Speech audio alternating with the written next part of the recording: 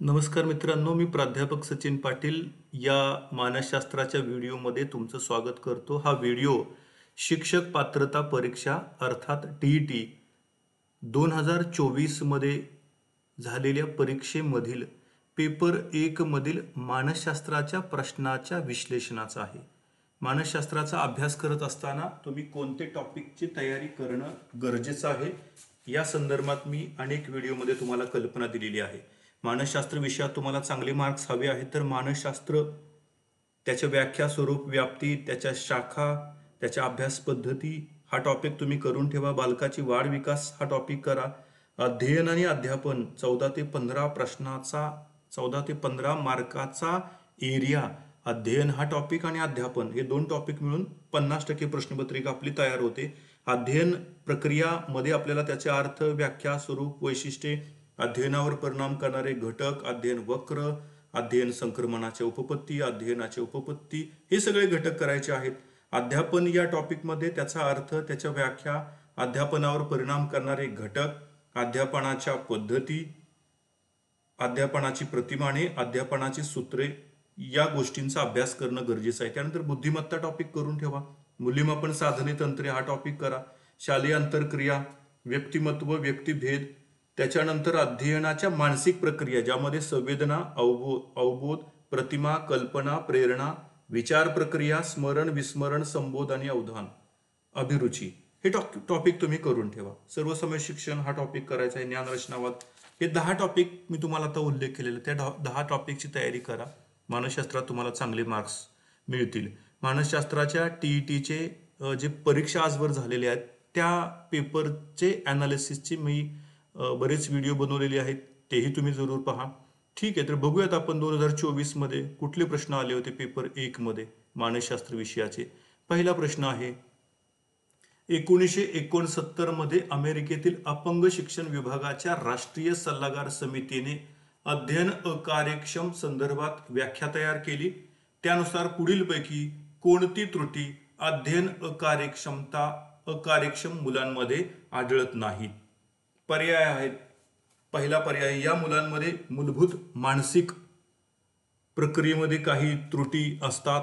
दुसरा पर्याय, या त्रुटी शारीरिक विकाराने निर्माण झालेल्या असतात. तिसरा, या त्रुटी गणित कौशल्यामध्ये दिसून येतात. चौथा आहे, दृष्टीदोष, कर्णदोष, मानसिक असंतुलन असणाऱ्या मुलांचा यात समावेश होत नाही. या प्रश्नाचं योग्य उत्तर पर्याय क्रमांक 2. या त्रुटी शारीरिक विकाराने निर्माण झालेल्या असतात हे आढळत नाहीये. शारीरिक विकारानेच निर्माण झालेल्या असतात असं नाहीये.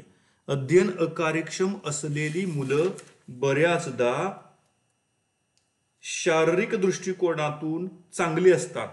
ती मतिमंद नसतात पण तरीही शालेय शिक्षणात ते मागे पडतात. त्यांना आपण अध्ययन अकार्यक्षम मुलं म्हणतो. गोंधळात टाकणारी ही मुलं असतात.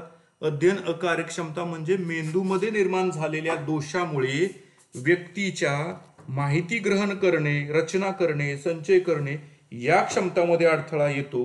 त्यामुळं अध्ययन अकार्यक्षमता येतो. अध्ययन अकार्यक्षमता म्हणजे लर्निंग डिझॅबिलिटी. तर प्रामुख्याने 3 प्रकारच्या डिझॅबिलिटी आहेत. आम्ही प्रत्यक्ष अध्यापन करताना अनेक प्रकारच्या डिझॅबिलिटीचा उल्लेख करतो आणि त्या शिकवतो डिटेलमध्ये. इथं आपण फक्त बघूया वाचन अक्षमता. असे वेगवेगळे प्रश्न पडतात. वाचन अक्षमता ज्याला आपण डिस्लेक्सिया असं म्हणतो. डिस्लेक्सिया, वाचनात जर वाचन करताना मुलांना प्रॉब्लेम येतोय तर त्याला डिस्लेक्सिया असं समजा तुम्ही. दुसरा आहे लेखनासंदर्भात प्रॉब्लेम आहे, लेखनातला प्रॉब्लेम आहे, त्याला डिस्ग्राफिया असं म्हणतो. डिस्ग्राफिया. आणि मी तर लिखाण या प्रॉपर करता येत नाही पण उच्चार व्यवस्थित आहे ते तुम्ही लक्षात घ्या. लेखनातला दोष त्याला डिस्ग्राफिया म्हणतात, वाचनातला दोष त्याला डिस्लेक्सिया म्हणतात आणि गणितीय अंकगणितीय अक्षमता जर असेल त्याला आपण डिस्कॅल्क्युलिया म्हणतो. डिस्कॅल्क्युलिया. तर गणितीय अक्षमता हे 3 प्रकारच्या अक्षमता आहेत हे लक्षात ठेवा. ठीक आहे, पहिल्या प्रश्नाचा पर्याय 1 हे उत्तर आहे. दुसरा प्रश्न बघूया, बालकाच्या वाढी संदर्भात पुढीलपैकी कोणते विधान अयोग्य आहे? अयोग्य आहे, लागू नाही. 29 प्रश्नांमधले 6 ते 7 प्रश्न या प्रकारचा शेवट असणारे असतात. अयोग्य आहे, लागू नाही, योग्य नाही, बरोबर नाही, असे 6 ते 7 प्रश्न असतात. तिथं आपला प्रश्न समजण्यात प्रॉब्लेम होतो आणि उत्तर आपण मग चुकीचा पर्याय निवडतो. ठीक आहे. वाढी संदर्भात पुढीलपैकी कोणते विधान अयोग्य आहे? वाढ ही शारीरिक बाबींशी संबंधित आहे. वाढ ही गुणात्मक बाब आहे. वाढ ही विशिष्ट वयानंतर थांबते. वाढीमध्ये समतोलपणाची अपेक्षा गृहीत धरली जात नाही. मित्रांनो, वाढ आणि विकास त्या फरकावरती आधारित प्रश्न आहे. हा वाढ विकास टॉपिक करा असं मी तुम्हाला आत्ताच सजेस्ट केलं होतं. तर मित्रांनो, वाढ जी असते ती संख्यात्मक असते आणि विकास जो आहे तो गुणात्मक असतो. वाढ म्हणजे उंची, वजन, केस, शरीर, अवयव यामध्ये जो बदल होतो त्याला आपण वाढ म्हणतो. बुद्धिमत्ता जी आहे विकास जो आहे तो तुमची बुद्धिमत्ता, स्मृती प्रक्रिया, संबोध, प्रतिमा, तर्क, अनुमान यामध्ये तुमच्या जी समज येऊन बदल होतात तो तुमचा विकास असतो. विकास आजन्म चालतो. वाढ विशिष्ट काळानंतर थांबते. वाढ बऱ्याचदा अनुवंशाशी संबंधित असते. विकास मात्र अनुवंशाबरोबर बाह्य परिस्थितीने सुद्धा होत असते. तर या वाढ विकासासंदर्भात अर्नेस्ट जोन्सचं काम मोठं आहे. अर्नेस्ट जोन्सने विकासाच्या जन्मपूर्व अवस्था आणि जन्मोत्तर अवस्था अशा अवस्था सांगितलेल्या आहेत. तर या प्रश्नाचं योग्य उत्तर आहे पर्याय क्रमांक 2. ही बाब अयोग्य आहे. बघा, गुणात्मक म्हटलंय. गुणात्मक आहे का वाढ? वाढ कशी आहे? संख्यात्मक आहे. तुमची उंची वाढली, तुमचं वजन वाढलं म्हणजे संख्यात्मक बदल झाला. तुमची बुद्धी वाढली, तुमच्यातली मूल्य वाढली म्हणजे गुणात्मक बदल, तो विकास असतो. ठीक आहे. तर हे जे विधान आहे ते अयोग्य विधान आहे. पर्याय 2 या प्रश्नाचं योग्य उत्तर आहे. प्रश्न 3 बघा. बालकांमध्ये संवेदन, तर्क, अनुमान इत्यादीची बौद्धिक तयारी झाल्यामुळे कोणत्याही घटनेचे विश्लेषण तर्काच्या आधारे करू लागणे हे खालीलपैकी कोणत्या विकास अवस्थेतील बालकांमध्ये आढळते? आता मी जस्ट उल्लेख केला की विकासाच्या अवस्था असतात.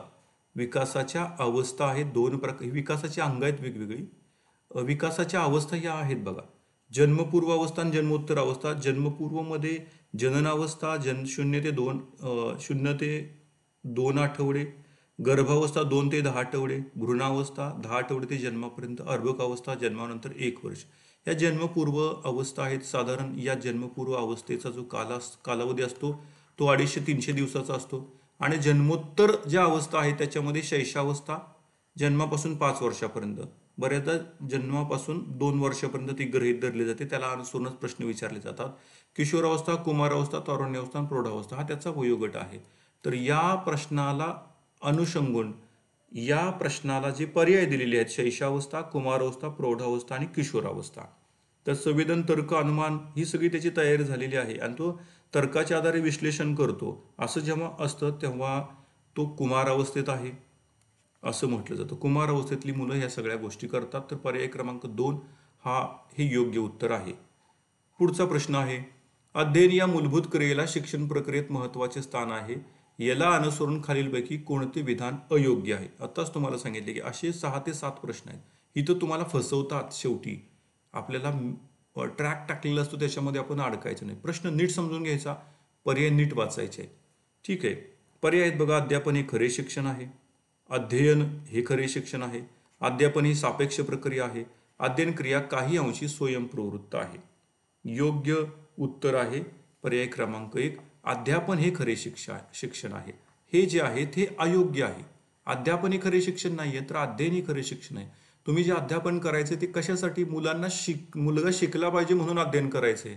A thing is not given until it is taken. A lesson is not टॉट अंटिल इट इज लर्न. तुमचा मुलगा शिकलाच नाही तर तुम्ही त्याला शिकवलं असं म्हणू शकत नाही. तुमचा विद्यार्थ्याला अध्ययन झालं नाही तर तुम्ही अध्यापन केलं असं म्हणू शकत नाही. त्यामुळं अयोग्य पर्याय आहे, विधान आहे अध्यापन हे खरे शिक्षण आहे. हे अयोग्य आहे. बाकी हे 3 खरे आहेत. ठीक आहे. 5वा प्रश्न आहे. अध्यापन म्हणजे काय? ज्ञान देणे, व्याख्यान देणे, अध्ययनाला प्रवृत्त करणे, शिक्षणाला उपकारक वातावरण तयार करणे. मी तुम्हाला आत्ता वारंवार उल्लेख करतो. TETचा अभ्यासक्रम करत असताना अध्ययन हा टॉपिक, त्याच्यात मी तुम्हाला टॉपिक सांगितलेले आहे आणि अध्यापन हा टॉपिक, ह्या 2 टॉपिकवरतीच 10 ते 15 प्रश्न TET मधले असतात. 30 पैकी 10 पासून 15 प्रश्नापर्यंत प्रश्न अध्ययन आणि अध्यापन या दोन्ही मिळून टॉपिकवरती पडतात. तर ते टॉपिक नीट करा. ठीक आहे. अध्यापन म्हणजे काय? तर अध्ययनाला प्रवृत्त करणे, मी आत्ताच सांगितले, अ लेसन इज नॉट टॉट अंटिल इट इज लर्न. तो शिकत नाही तोपर्यंत तुम्ही शिकवलं म्हणायच नाही. त्या व्याख्येला अनुरूप तिसरा पर्याय बरोबर आहे. पुढचा प्रश्न आहे, श्रेणीबद्ध अध्ययन उपपत्तीचा जनक. बघा, हे सगळे अध्ययन अध्यापन या टॉपिकवरचेच प्रश्न असलेले तुम्हाला दिसून येत आहेत. श्रेणीबद्ध अध्ययन उपपत्तीचा जनक कोण? तर अध्ययनाच्या उपपत्तीवरती प्रश्न पडत नाही अशी आज ताकायत एकही टीईटीची परीक्षा झालेली नाही आणि पुढेही होणार नाहीये. तर अध्ययनाच्या उपपत्त्या तुम्ही नीट करून ठेवा. अध्ययनाच्या ज्या उपपत्त्या आहेत त्याचे मुख्य 3 प्रकार पडतात. अध्ययन उपपत्ती महत्वाचा टॉपिक आहे. त्याच्यातला पहिला मुख्य प्रकार आहे साहचर्यवादी उपपत्ती, त्याला असोसिएशन थेअरी म्हणतात. ज्ञानात्मक उपपत्ती त्याला कॉग्निटिव्ह थेअरी म्हणतात आणि आधुनिक उपपत्ती त्याला मॉडर्न थेअरी म्हणतात. साहचर्यवादी उपपत्ती गटामध्ये 6 उपपत्ती आहेत, ज्ञानात्मक उपपत्तीमध्ये 6 आहेत आणि आधुनिक उपपत्तीमध्ये 3 उपपत्त्यांचा समावेश आहे. प्रयत्न प्रमाद उपपत्ती थॉर्नडाईक यांनी मांडलेली आहे. यस आणि आरचा जो बॉन्ड आहे त्याला स्टिम्युलस आणि रिस्पॉन्स, उद्दीपक आणि प्रतिक्रिया, हा जो रिस्पॉन्स आहे त्याला महत्त्व दिलेलं आहे प्रयत्न प्रमाद उपपत्तीमध्ये. मांजरावरती प्रयोग केला होता थॉर्नडाईकने, भुकेलेल्या मांजरावरती. अभिजात अभिसंधान उपपत्ती हा पॅव्लॉवचा प्रयोग आहे. कुत्र्यावरती प्रयोग केलेला होता, कुत्रा काय प्रतिसाद देतो. त्यानंतर साधक अभिसंधान उपपत्ती. अभिजात अभिसंधानामध्ये नैसर्गिक उद्दीपकाला नैसर्गिक प्रतिक्रिया येणं साहजिक आहे, पण अनैसर्गिक उद्दीपकाला नैसर्गिक प्रतिक्रिया प्रतिसाद देणं, हे जे अभिसंधान होतं त्याला अभिजात अभिसंधान म्हणतात. सिग्नल लागल्यानंतर गाड्या थांबतात, म्हणजे नैसर्गिक गोष्ट आहे. पोलीस उभा केला, नैसर्गिक घटक आहे, स्टिम्युलस आहे, उद्दीपक आहे, तो त्याने हात केला, सगळ्या गाड्या थांबल्या, नैसर्गिक गोष्ट घडली. नैसर्गिक माणसाने हात केला, गाड्या थांबल्या. नंतर तो नैसर्गिक घटक आहे तो बाजूला काढला आणि लाल दिवा लावला, लाल दिवा लागला, गाड्या थांबल्या. म्हणजे अनैसर्गिक उद्दीपकाला नैसर्गिक प्रतिक्रिया मिळाली.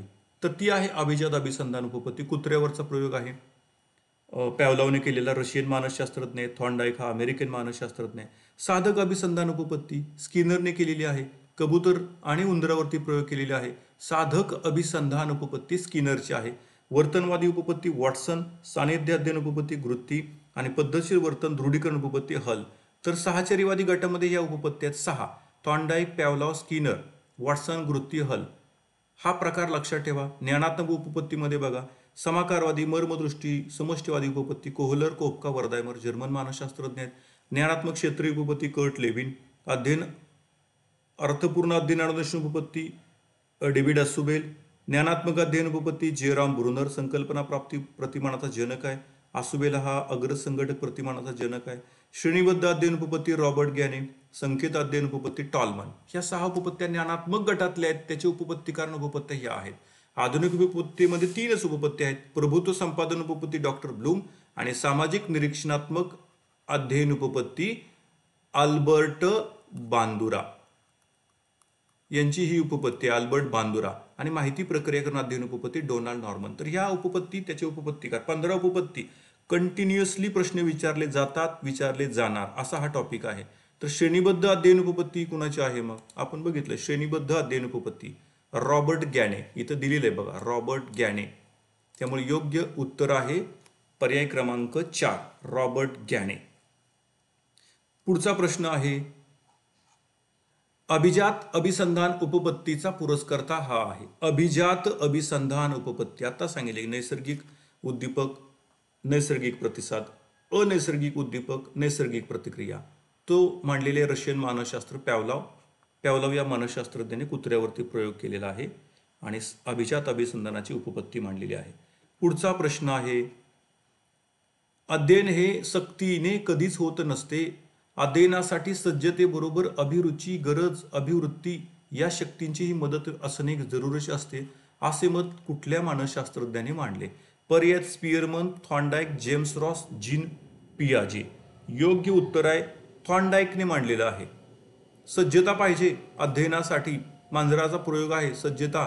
त्यांनी थॉर्नडाईकने 3 नियम सांगितलेले आहेत आपल्या अध्ययनाच्या उपपत्तीमध्ये. थॉर्नडाईकने तयारीचा नियम, सरावाचा नियम आणि परिणामाचा नियम, ट्रायल अँड एरर थिअरी जी थॉर्नडाईकने मांडली, अध्ययनाची उपपत्ती मांडली, त्याच्यामध्ये त्याने हे 3 नियम सांगितलेले आहेत. ठीक आहे, तर हेच बघा सज्जता वगैरे ह्या गोष्टी येतात. तर थॉर्नडाईक हे योग्य उत्तर आहे.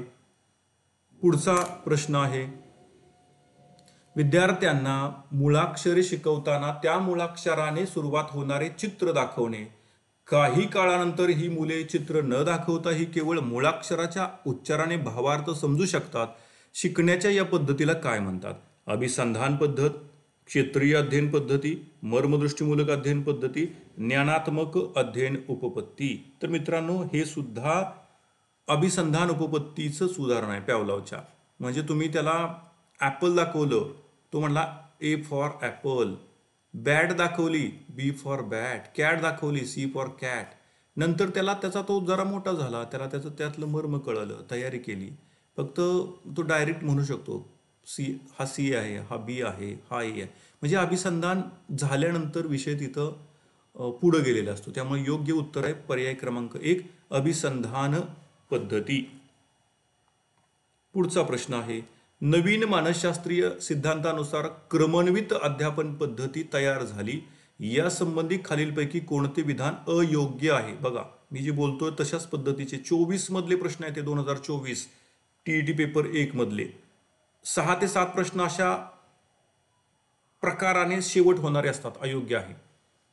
नवीन मानसशास्त्रीय सिद्धांतानुसार क्रमन्वित अध्यापन पद्धती तयार झाली, यासंबंधी खालीलपैकी कोणते विधान अयोग्य आहे? पर्याय बघा, सुयोग्य चेतकांच्या द्वारे निश्चित दिशेने विशिष्ट प्रकारचे प्रतिचार क्रमाक्रमाने घडवून आणणे, साधनामुळे प्रतिचाराची पुनरावृत्ती थांबते.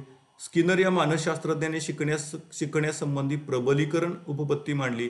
शिकणे म्हणजे वर्तनात अपेक्षित बदल. योग्य म्हणजे अयोग्य पर्याय आहे, अयोग्य विधान आहे, समाधानामुळे प्रतिचाराची पुनरावृत्ती थांबते. हे जे आहे ते अयोग्य विधान आहे. पुढचा प्रश्न आहे 11वा, उद्गमन विचार प्रतिमान यांच्या संशोधनावर आधारलेले आहे. उद्गमन विचार प्रतिमान. तर अध्यापन प्रतिमानावरती प्रश्न असतात. तर उद्गमन विचार प्रतिमान जे आहे ते कोणाच्या, मग त्याचे उद्गाते कोण आहेत असं विचारलेलं आहे थोडक्यात. पर्याय आहेत Richard Suchman, Hilda Taba, Carl Rogers, David Hunt.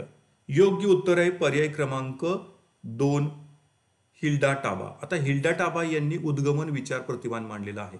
आपल्याला कधी कधी असं विचारतील की प्रतिमानाचा उद्गाते विचारतील आणि प्रतिमानाची नावं आपल्याला सांगावं लागतील. कधी कधी प्रतिमानाचे जी कुल आहेत, प्रतिमानाचे जे मुख्य गट आहेत, या प्रतिमानाचे 4 गट आहेत. पहिला ज्ञानात्मक, ज्ञान प्रक्रियाकरण प्रतिमाने. ज्ञान प्रक्रियाकरण प्रतिमाने याच्यामध्ये 7 प्रकारची प्रतिमानं आहेत. कुठली 7 आहेत? उद्गमन प्रतिमान हिल्डा टाबा पहिलंच इथं दिलेलं आहे. पृच्छा प्रशिक्षण प्रतिमान रिचर्ड सचमन. वैज्ञानिक पृच्छा प्रतिमान जोसेफ शॉब. संबोध प्राप्ती प्रतिमान ज्याला आपण संकल्पना प्राप्ती प्रतिमान म्हणतो, जेरॉम ब्रुनर. बोधात्मक विकास प्रतिमान जीन पियाजे. बोधात्मक विकासाची उपपत्ती जीन पियाजेने मांडलेली, ते सुद्धा ज्ञान प्रक्रियाकरण प्रतिमान गटामधले आहे. अग्रज संघटक प्रतिमान डेव्हिड असुबेल आणि स्मरण शक्ती प्रतिमान जेरी व इतर. असे 7 प्रतिमानं या ज्ञान प्रक्रियाकरण गटामध्ये येतात. त्याच्यानंतर प्रतिमानाचा जो दुसरा गट आहे तो आहे व्यक्तिगत विकास प्रतिमाने. व्यक्तिगत विकासाला इथं महत्व दिलं जातं. व्यक्तिगत विकास प्रतिमाने, व्यक्तिगत विकास प्रतिमाने. या व्यक्तिगत विकास प्रतिमानामध्ये 5 प्रतिमानांचा समावेश झालेला आहे.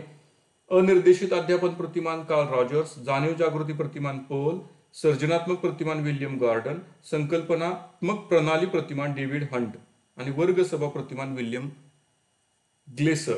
त्याच्यानंतर तिसरा प्रकार आहे प्रतिमानाचा मुख्य संकुल, ज्याला आपण म्हणू सामाजिक आंतरक्रिया प्रतिमान.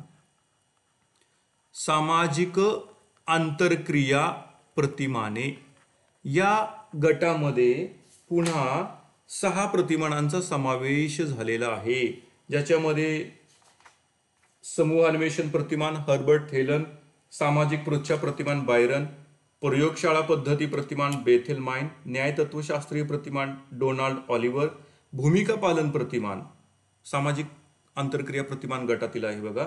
जॉर्ज शॅफेल आणि फर्नी शॅफेल त्याचे उद्गाते आहेत. आणि सामाजिक अभिरूपता प्रतिमान बुकॉक आणि गुलझेनॉव हे त्याचे उद्गाते आहेत. चौथा गट आहे अध्यापन प्रतिमानाचा, तो म्हणजे वर्तन परिवर्तन प्रतिमाने.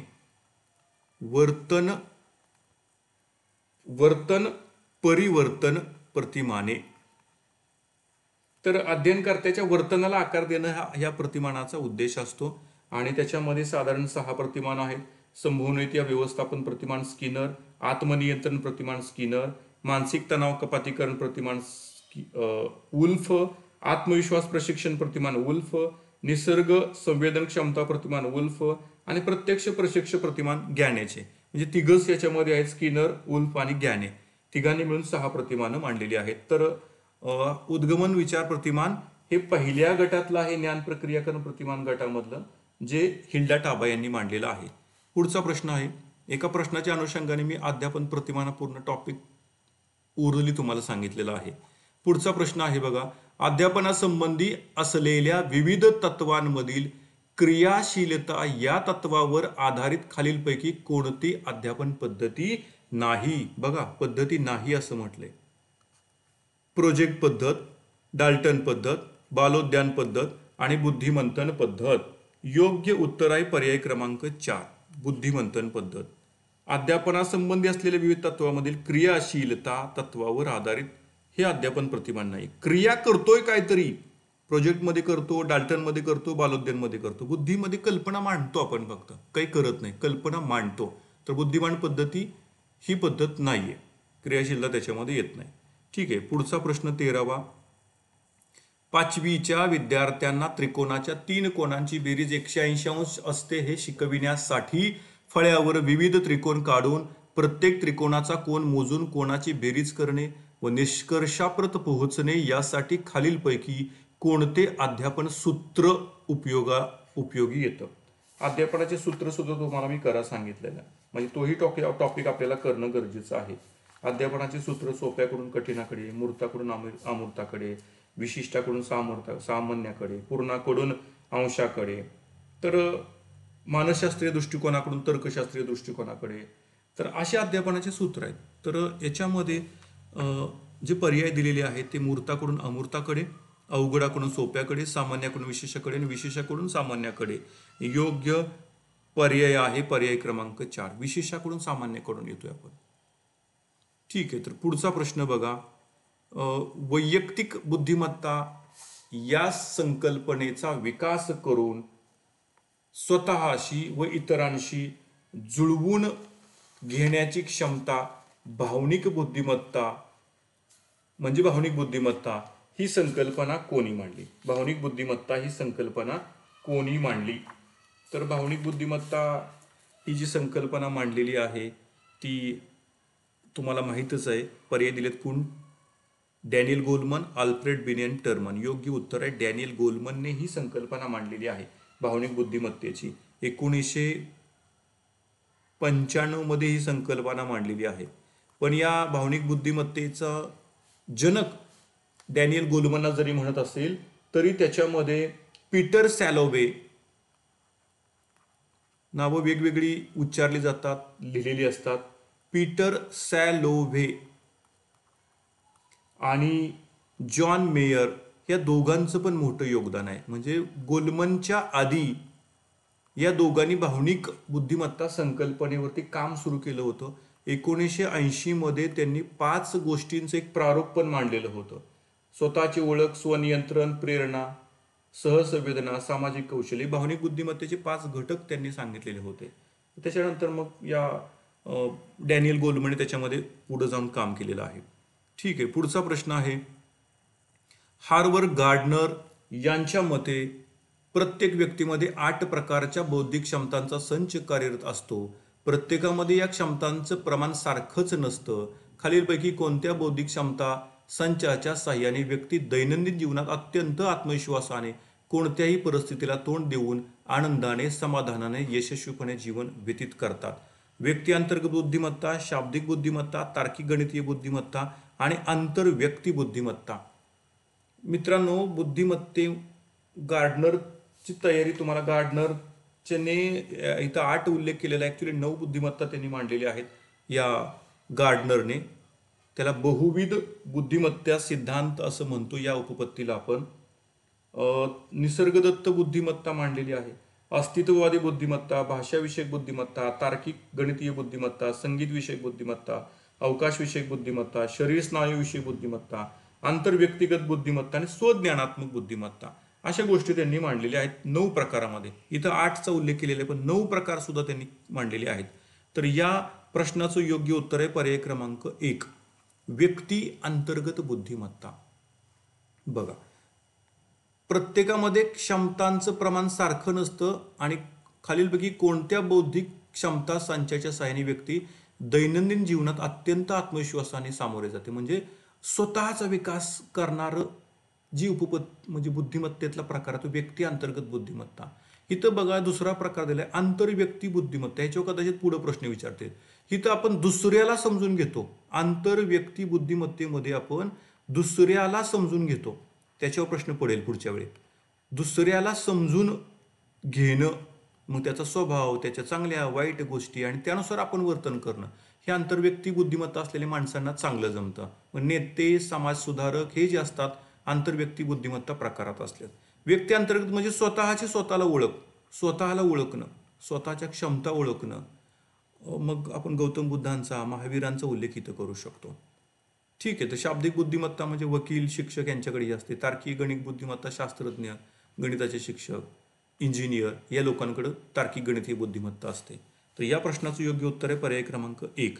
पुढचा प्रश्न आहे, खाली दिलेल्या मानसशास्त्रज्ञ व बुद्धिमत्तेचे घटक यांच्या जोड्यांचा क्रम लावा. बघा, बुद्धिमत्तेवरती सलग 3रा हा प्रश्न आहे आणि जवळजवळ 14 प्रश्न सलग अध्ययन अध्यापन या टॉपिकशी संबंधित होते. या पद्धतीनं तुम्हाला माइंड सेट करायचा अभ्यास करताना पेपर 1चा. खाली दिलेल्या, आणि पेपर 1 पेपर 2 असं काही नाहीये, दोन्ही मानसशास्त्र दोन्हीकडे कसेही प्रश्न विचारू शकतात.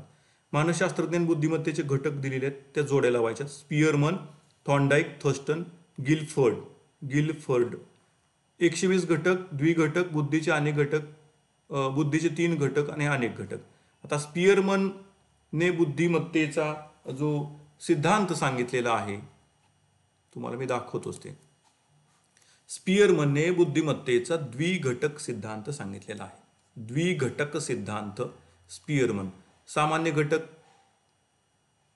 जनरल फॅक्टर आणि स्पेशल घटक. सूत्र त्याने दिलेलं आहे स्पियरमनने. बहुविध बुद्धिमत्तेचा बहुघटक थॉर्नडाईक, अनेक घटक सिद्धांत थर्स्टन. 7 घटक त्यांनी सांगितलेले आहेत. गिलफर्डने त्रिमितीय बुद्धिमत्ता सिद्धांत सांगितलेला आहे, ज्याच्यामध्ये 120 घटक गिलफर्डने सांगितलेले. गिलफर्डने किती सांगितलेत? 120 घटक. कशाचे? आशयाचे 4, प्रक्रियेचे 5, निर्मितीचे 6. 4 × 5 × 6. याला बुद्धिमत्तेचा त्रिमितीय संरचना विश्लेषण सिद्धांत SI मॉडेल म्हणतात, जे गिलफोर्डने मांडलेला आहे. बुद्धिमत्तेचा समूह घटक सिद्धांत आहे, थॉम्सनने मांडलेला आहे. सूत्र पण दिलेलं आहे G1S2, म्हणजे G आणि S वेगवेगळा नसतो, तर ते समूहाने एकत्रच येतात असं त्यांनी सांगितलेलं आहे थॉम्सनने समूह घटक सिद्धांतामध्ये. स्पियरमनवर त्यांनी आक्षेप घेतलेला आहे. त्यानंतर स्फटिकमय त्रिकूट बुद्धिमत्ता सिद्धांत स्टर्नबर्गने मांडलेला आहे. घटक संदर्भीय, अनुभव मिश्रित संदर्भीय अशा बुद्धिमत्ता प्रकार सांगितले. बहुविध गार्वर्डची बुद्धिमत्ता आता सांगितले की त्यांनी 8-9 क्षेत्र सांगितलेले आहेत हॉवर्ड गार्डनरचे. बुद्धिमत्तेचा एक घटक सिद्धांत बिनेटरमन यांनी सांगितलेला आहे. एकच मानसिक क्षमता असते असं बिनेटरमनला वाटायचं. त्यानंतर आपण भावनिक बुद्धिमत्ता बघितलं होतं डॅनियल गोलमनची. मेंदू संदर्भीय बुद्धिमत्तेचं प्रारूप नेड हार्मननी मांडलेलं आहे. डावा मेंदू आणि उजवा मेंदू. डावा मेंदू काय करतो? तार्किक, भाषी, गणितीय, व्यवहारवादी कामं डावा मेंदू करतो आणि उजवा मेंदू प्रेरणा, कल्पकता, सर्जनशीलता ह्या गोष्टी उजवा मेंदू करतो. जर ते ऍक्टिव्ह असेल तर त्या गोष्टी होतात. तर आता या सगळ्या ही सगळी माहिती बघितल्यानंतर आपल्याला योग्य पर्याय निवडणं सहज सोपं होईल. स्पियरमन द्विघटक सिद्धांत ही जोडी आपल्याला लावता येईल. थॉर्नडाईकने आहे बुद्धीचे 3 घटक सांगितले आहेत, मूर्त, अमूर्त, सामाजिक असे घटक सांगितलेले आहेत. थर्स्टन जो आहे त्याने अनेक घटक सिद्धांत सांगितलेला आहे आणि गिलफर्डने 120 घटक सांगितलेत. पर्याय क्रमांक 1 या प्रश्नाचं योग्य उत्तर आहे. ठीक आहे. पुढचा प्रश्न आहे, व्यक्तिमत्व या संज्ञेचा अर्थ वेगवेगळ्या मानसशास्त्रज्ञांनी आपापल्या दृष्टिकोनातून मांडला आहे. व्यक्तिमत्व म्हणजे सामाजिक प्रसंगात घडणाऱ्या व्यक्तीच्या वर्तनाची गोळाबेरीज. ही व्याख्या खालीलपैकी कोणत्या मानसशास्त्रज्ञांनी केलेली आहे? Norman Elman, Taxler, Allport, Kimble. योग्य पर्याय आहे पर्याय क्रमांक 2. टॅक्सलरची व्याख्या व्यक्तिमत्वाची. ठीक आहे. व्यक्तिमत्वाचे सुद्धा वेगवेगळे उपपत्ती आहेत. शेल्डन, ग्रीक मानसशास्त्रज्ञांची उपपत्ती आहेत, भारतीय तत्वज्ञानाने मांडलेल्या उपपत्ती आहेत, आल्पोर्टची उपपत्ती आहे, कार्ल रॉजर्सची उपपत्ती आहे, शेल्डनची आहे, क्रशमरची आहे, त्याही आपण केल्या पाहिजेत. व्यक्तिमत्वाचे उपागम 18वा प्रश्न आहे. व्यक्तिमत्वाचे उपागम मांडताना गॅलेनने मांडलेल्या कोणत्या प्रकारामधील व्यक्ती उत्साही समतोल वृत्तीच्या असतात? कॉलेरिक, मेलेकॉलिक, प्लॅग्मॅटिक आणि सॅग्विन. तर या प्रश्नाचं योग्य उत्तर आहे पर्याय क्रमांक 4. सॅग्विन प्रकारची व्यक्ती जे असतात, उगम म्हणजे त्या व्यक्ती ज्या आहेत त्या उत्साही आणि समतोल वृत्तीच्या असतात. ठीक आहे, तर मला तेवढा वेळ आपल्याला देणं म्हणजे प्रश्नाचं ठीक आहे. उद्दिष्टांच्या श्रेणीबद्ध वर्गीकरणामध्ये 19वा प्रश्न आहे. उद्दिष्टांच्या श्रेणीबद्ध वर्गीकरणामध्ये क्रियात्मक क्षेत्रातील स्तर निश्चित करण्याचा प्रयत्न कोणी केला? आता क्रियात्मक म्हणजे उद्दिष्टांचं वर्गीकरण कोणीतरी केलेलं आहे. ते आहेत डॉक्टर बेंजामिन ब्लूम. साहजिकच या प्रश्नाचं उत्तर डॉक्टर ब्लूम हे आहे. यांनी काय केलेलं आहे? 3 गट केलेले आहे. पहिला गट केला बोधात्मक क्षेत्र, दुसरा केला भावात्मक क्षेत्र आणि तिसरा केला क्रियात्मक क्षेत्र. कायम प्रश्न याच्यावरती आहे. बोधात्मक मध्ये काय येतं? ज्ञान येतं, आकलन येतं, उपयोजन येतं, विश्लेषण येतं, संश्लेषण येतं आणि मूल्यमापन येतं. तर ही बोधात्मक गटातली क्षेत्र आहेत. भावात्मक मध्ये काय येतं हे पाठच पाहिजे, तेव्हा तुम्हाला हे प्रश्न जमतील सहजासहजी. भावात्मक मध्ये काय येतं? अवधान येतं, अभिरुची, मूल्य निर्णय, मूल्य संघटन आणि मूल्य समूह. हे जे 6 घटक आहेत ते भावात्मक क्षेत्रामध्ये येतात. 5 घटक.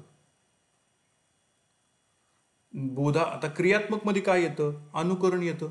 क्रियात्मक क्षेत्रामध्ये अनुकरण आहे, क्रिया कौशल्य आहे,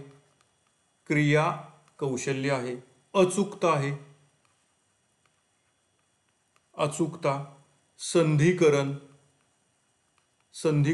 आणि स्वाभाविकीकरण. तर बेंजामिन ब्लूम मूल्यमापन टॉपिकशी संबंधित हा प्रश्न आहे. 3 प्रकारात श्रेणीबद्ध उद्दिष्टांचं वर्गीकरण केलेलं आहे, बोधात्मक, भावात्मक, क्रियात्मक. तर ब्लूम हे या प्रश्नाचं उत्तर आहे. पुढचा प्रश्न आहे बघा. ज्ञानरचनावादी प्रक्रिया ही 5E द्वारे स्पष्ट केली जाते. त्याचा खालीलपैकी योग्य क्रम कोणता? Explore, engage, explain, elaborate, evaluate. दुसरा पर्याय engage, explore, explain, elaborate, evaluate. तिसरा पर्याय elaborate, explore, evaluate, engage, explain. चौथा पर्याय explore, explain, engage, elaborate, evaluate. योग्य उत्तर आहे पर्याय क्रमांक 2. या क्रमाने आपण जातो. एंगेज, एक्सप्लोर, एक्सप्लेन, एलॉबरेट आणि शेवटी इव्हॅल्युएट या क्रमाने जातो. तर 5E आहेत ज्ञानरचनावादी प्रक्रियेतल्या, तर हे लक्षात ठेवा. ज्ञानरचनावादावरती प्रश्न पडलेला आहे हा. खालीलपैकी कोणते विधान राष्ट्रीय अभ्यासक्रम आराखडा 2005 मध्ये नमूद केलेले मार्गदर्शक तत्वापैकी एक आहे? शिक्षण पाठ्यपुस्तक केंद्रित असावे, परीक्षा तटस्थ पद्धतीने घ्याव्यात, ज्ञान शाळेबाहेरील जगाशी जोडावे, शिक्षणात घोकमपट्टीवर भर द्यावा. काय आहे बघा? योग्य उत्तर आहे पर्याय क्रमांक 3. ज्ञान शाळेबाहेरील जगाशी जोडावे हे एक मार्गदर्शक तत्व 2005च्या आराखड्यामध्ये सांगितलेलं आहे आणि 2020च्या NAP मध्ये सुद्धा हे सांगितलेलं आहे. लक्षात घ्या. ठीक आहे, तर पुढचं बघा. आता शिक्षक पाठ्यपुस्तक केंद्रित असावे चुकीचा पर्याय आहे, म्हणजे उच्चारातनच कळतंय. परीक्षा तटस्थ पद्धतीने घ्याव्यात हे काही अंशी बरोबर आहे, पण अगदीच म्हणजे हा पर्याय बरोबर असला तरी ह्याच्यापेक्षा जास्त योग्य पर्याय हा आहे. कधी कधी 2 पर्याय बरोबर असतात, त्यातला जास्त योग्य आपल्याला निवडावा लागतो आणि घोकमपट्टी तर ही काय रिजेक्टच होणार आहे.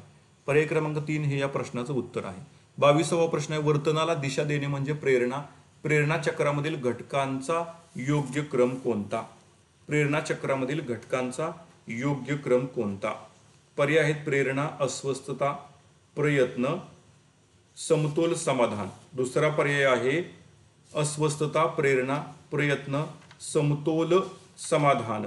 तिसरा पर्याय प्रयत्न प्रेरणा अस्वस्थता समाधान आणि समतोल.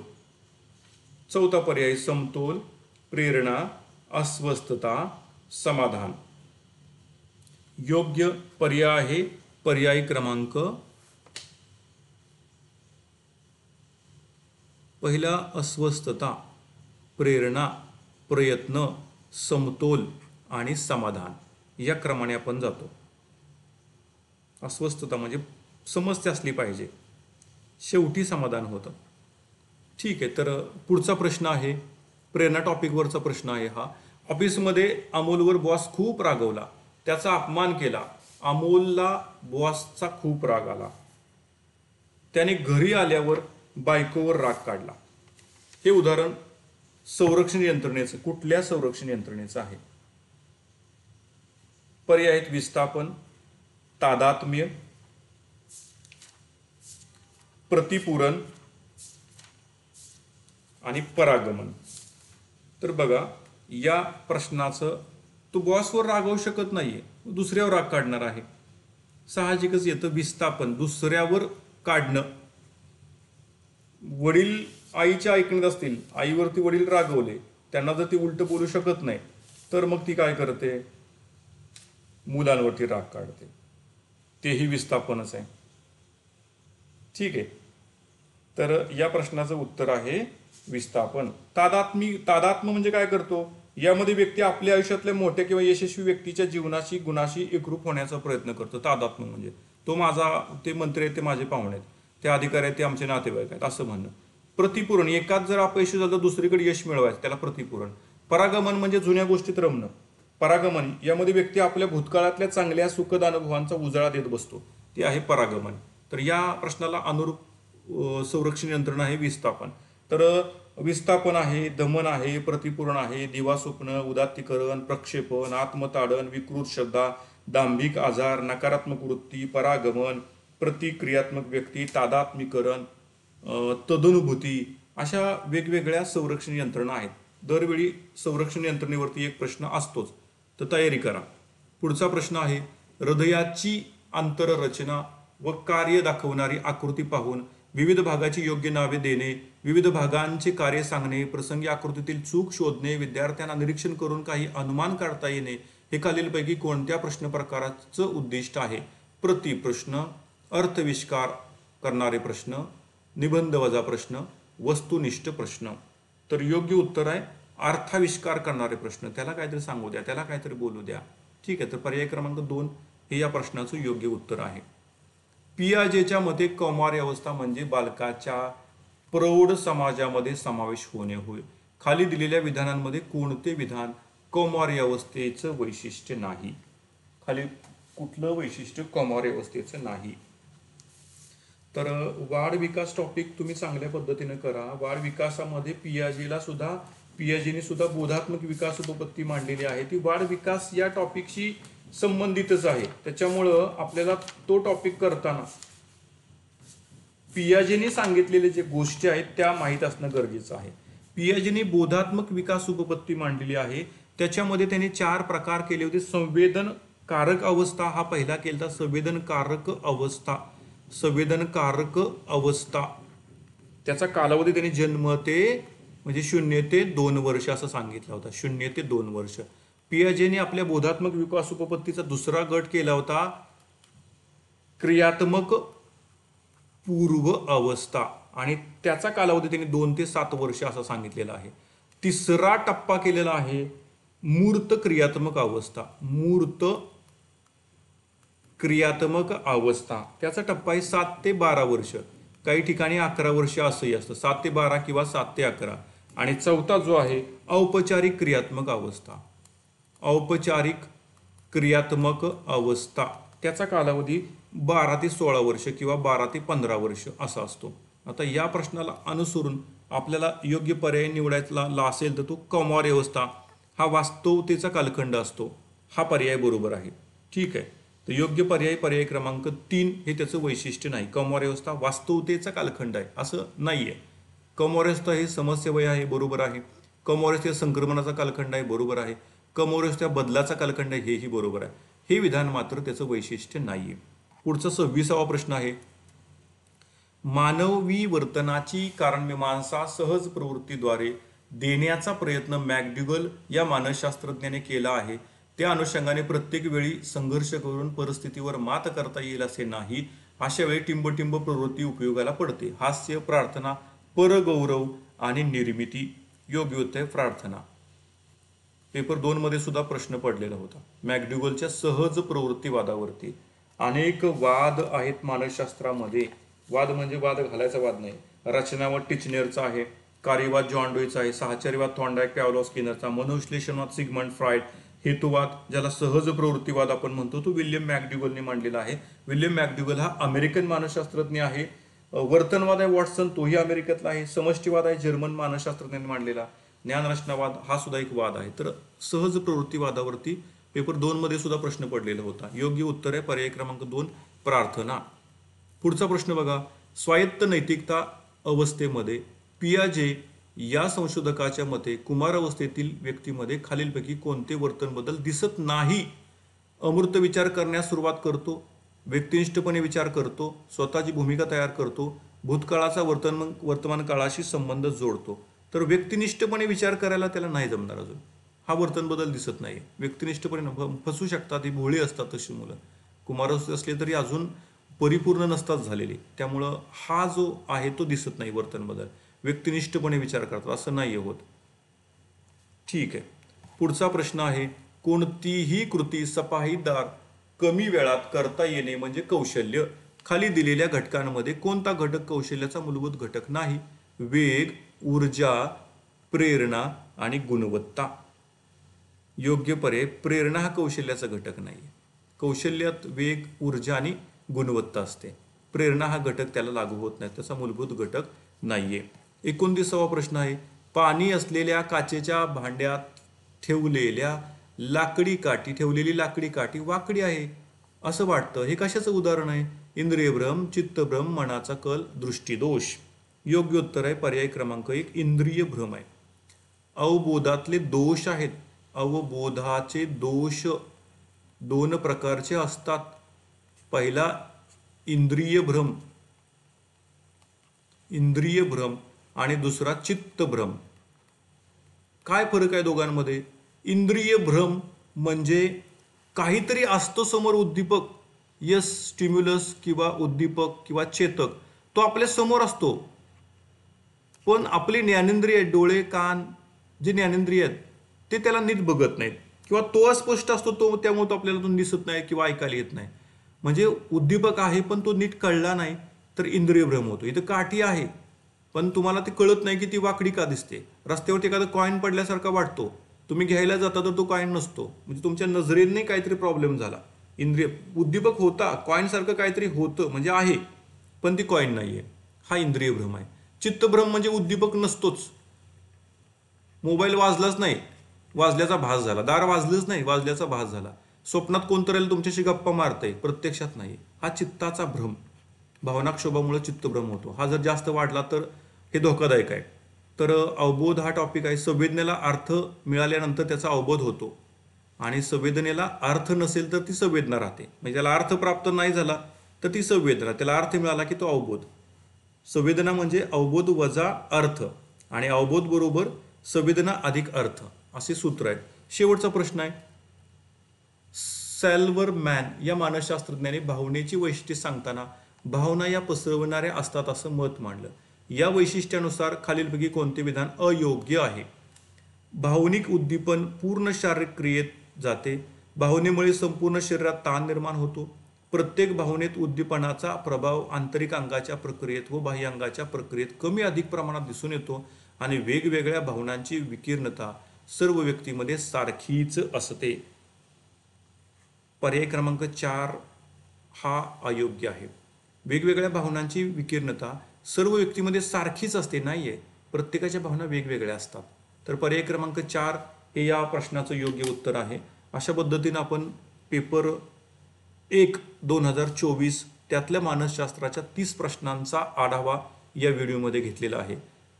TETच्या इतर सर्वच प्रश्नपत्रिकांवरती व्हिडिओ बनवलेले आहेत, तेही तुम्ही जरूर बघा. थँक्यू.